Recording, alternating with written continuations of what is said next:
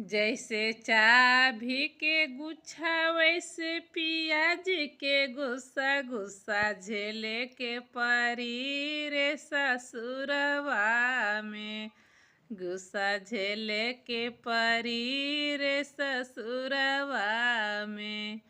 गोसावा से मरिहे पिया चाहे हमके डांटी हैं। गोसावा से मरिहे पिया चाहे हमके डांटी हैं। हमके रहे के परी रे ससुरवा में। हमके रहे के परी रे ससुरवा में।